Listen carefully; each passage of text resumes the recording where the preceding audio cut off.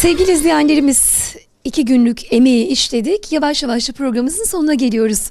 Akdeniz Üniversitesi Yörük Kültürünü Araştırma ve Uygulama Merkezi Müdürümüz, Yörkan Müdürümüz, Yardımcı Doçent Doktor Sayın Fatih Uslu. Öncelikle Kültür Kervanı ekibine, başta Mevlüt Öncel abime ve sizlere teşekkür ediyorum. Böyle bir program tertip ettiğiniz için ve bunu üniversitemizde yaptığınız için, bizzat bu işin içerisine gelip mekanında, yerinde bu işin organize edilmesi çok kıymetliydi. Biz zaten birçok yerde birlikte çalışıyoruz. Şölenlerde, çalıştaylarda, birçok yerde birlikte çalışıyoruz. Fakat Yörkam özel programı olması çok anlamlıydı. Bugün de rektör hocamızla bizzat görüştük. Onun da görüşlerini aldık. Çok kıymetli hocalarımız, başta Yörkam Yönetim Kurulu üyelerimiz, değerli hocalarımızın başta olmak üzere çok kıymetli hocalarımızdan görüşler aldık. Antalya Yörük İl Beyimiz Hamdi Sarıca 2 gün boyunca bizlere refakat etti, sağ olsun. Her zaman yanımızda oldu. Zaten programımızın da sponsoru. Gerçekten ona da buradan başta teşekkür etmek istiyorum. Ama bu kültürün asıl emekçileri, yaşayan kültürel miras olan son konar göçerler çok önemli. Ben bütün programlarımda, radyo programlarımda, televizyon programlarımda her zaman bir beste armağan edeceksem onlara armağan diyorum.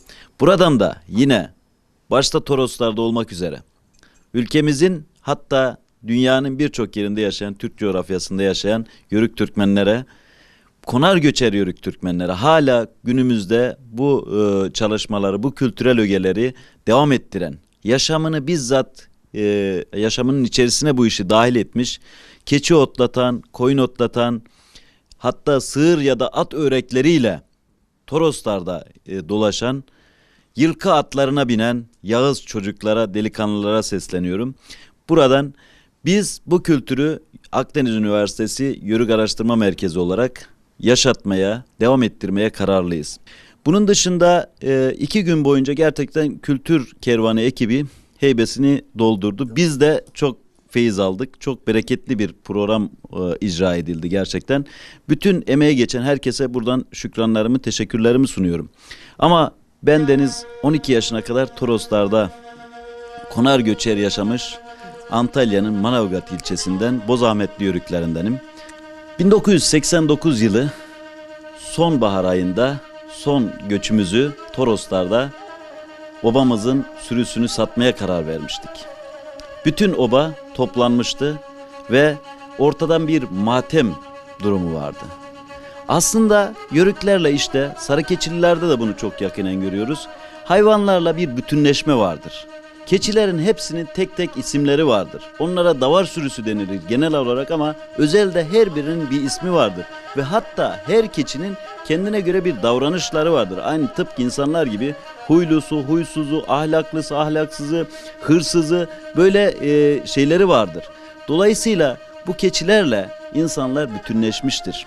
Bizim Sakar adında çok böyle süt veren keçimiz vardı. Akkula adında keçilerimiz vardı. Bumbuk adında yaramaz bir keçi vardı. Her zaman saklanır, keçi sürüsü dağa gittikten sonra onu aramaya çıkardık. Bu da haylaz keçimizdi. Ama bu sürüyü sattığımız zaman küçük kardeşim Sakar, nasıl sattım seni diye bir taraftan keçisine yas tutarken bir taraftan minik kedisi Pine'nin yasını tutuyordu. Gostak zaten köpeğimiz, başlı başına bizi yıllar sonra bile her konuşmamızda dolukturan, bizi hüzünlendiren, bizi düşünce aleminde yolculuğa çıkartan farklı bir hayvandı. Onun gerçekten yapısı, duruşu çok farklıydı. Keçi sürüsünü adeta tek başına güdebilen, çoban olmadığı halde bile etrafında tur ataraktan gerekli hamleleri yapan, çobana yardaşlık eden bir köpekti. Ve eğer çoban uyur kalırsa üzerine atlar onu kaldırır ve onun çobanın keçinin arkasına gitmesini sağlardı. Böyle bir köpekti. Bu köpek de fark etmişti sürüyü sattığımızı. Yemeği içmeyi kesmişti. Ve son biz orayı terk ederken biz aslında şehre gidiyorduk. Yanımızda götüremezdik. Başka çaremiz yoktu. Mecbur orada diğer sürüyle beraber sattığımız sürülerle beraber orada kalmasını istiyorduk. Fakat köpek küsmüştü bize. Ne bizimle geliyor ne de sürüye gidiyordu. Yani anlamıştı durumu. Çünkü olağan olmayan bir durum vardı. Biz onca eşyaları topladık ama şehre ait çok fazla kıymetli bir şey bulamadık çadırda.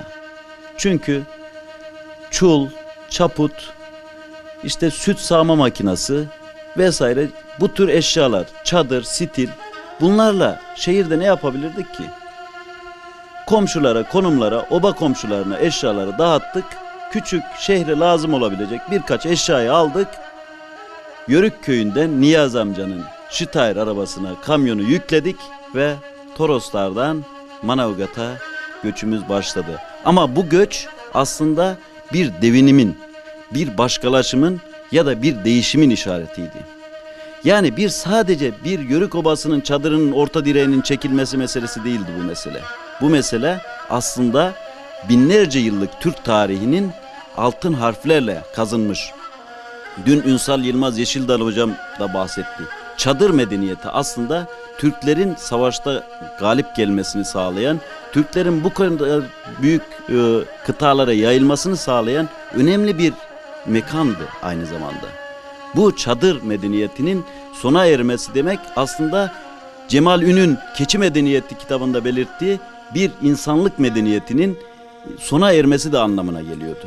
Biz bu yüzden aslında sadece keçileri sattığımız için hüzünlü değildik. Aynı zamanda bir yaşam tarzının değişmesi ve farklılaşmaya giden bir değişim için hüzünleniyorduk. O yüzden biz şehre geldik, herkes telaşına kapıldı. Dünyanın işte Fredman'ın dünya düzdür teorisinde bir koşu bandındaki koşuşturmalar, o modernitenin koşuşturmalarına biz ayak uydurmaya başladık. Ama Toroslardaki yavaş ilerleyen hayat oralarda hala bugün yaklaşık 3000 kişiyle devam ediyor. Biz bu 3000 kişinin sayısının daha da çoğalmasını arzu ediyoruz. Yıllar sonra o köpekle ilgili aylar sonra bilgi aldık. O köpek hiçbir yere gitmemişti. Yurt yerini biz en son süpürerek hiçbir eşya bırakmadan, Yörüklerin bir özelliği vardır. Yurt yerinde doğayla ilişkili çok empati kurar ve doğaya hiçbir zarar vermez. Yurt yerini en son süpürmüş, küllümüzü, üstünü, ateşi, sönmeyen ateş, biraz önce Mehmet Ali hocam bahsetti. Yörüklerde çok önemlidir. Üstü külle közün kapatılır, sabahleyin o köz tekrar üflenerek tekrar ateş yanar. Hiçbir zaman o ateş sönmez ama 1989 yılı Aralık ayında, Kasım ayının sonlarında Ali Uslu Obası'nın külünün üzerine suyu dökmüştük. Ve o döküş aslında bizim bugün burada araştırma merkezini kurmamızı ve bu araştırma merkezinin bu denli harekete geçirmesini sağlayan bir nevi kıvılcımdı. Köpekle ilgili bilgiyi de tekrar hatırlatıyorum arkadaşlar. Açlıktan, hiçbir şey yememekten ne yal yemiş ne bir şey yemiş, küsmüş ve birkaç ay sonra bir dostumuz ölüsüne rastlamış. Yani böyle bir dramatik bir sonla biten ama belki de bizim bütün bu hayat hikayesi birçok Yörük obasında vardır. Bu hayat hikayesi yeni ufuklara yol açmıştır. Biz diyoruz ki şimdi gelin tamam bu kara çadırları bir taraftan yaşatalım ama yeni nesil gençliğimiz de ne o teknolojiler kullansın. Bilişim teknolojilerinin en üst seviyelerine gitsin. Çadırlarımızı biz kuracaksak Mars'a kuralım artık. Toroslara değil, Mars'a kuralım. Biz bu iddiayla yola çıktık ve heybemizle çıktık yola, heybetimizle yolumuza devam ediyoruz diyorum. Kültür Kervanı ekibine tekrar teşekkür ediyorum. Öz kültürümüzü, özümüzü, değerlerinden diğerlerini ayırt ederek bu yola çıkmış, yaşanmışlıklar var birazcık da onun o kültür haznesinde. Bizler Kültür Kervanı ekibi olarak kendilerine çok teşekkür ediyoruz. Bu hafta sizlere Akdeniz Üniversitesi Yörük Kültürünü Araştırma ve Uygulama Merkezi, YÖRKAM'dan seslendik. Bu haftalık programımızın sonuna geldik. Ben program sunucunuz Şehriban Tekçe, program yapımcımız Mevlüt Öncel ile birlikte kültür toplamaya devam edeceğiz efendim. Allah'a ısmarladık, hoşçakalın.